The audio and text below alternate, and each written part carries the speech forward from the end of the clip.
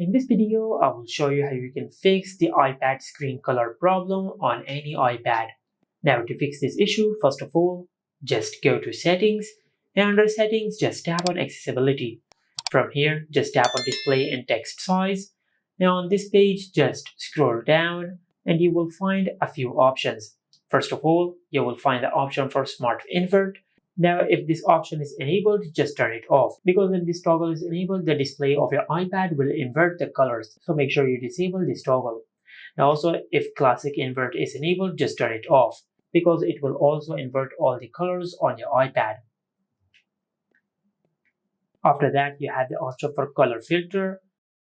And if Color Filter is also enabled on your iPad, it will apply a tint or a hue to the colors of the screen.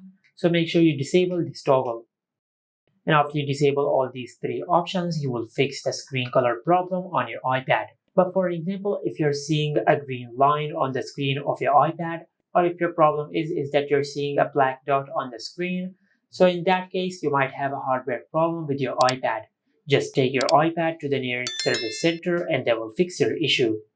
And this is how you can fix the screen color problems on any iPad. Make sure to like, comment, and subscribe. Thank you for watching.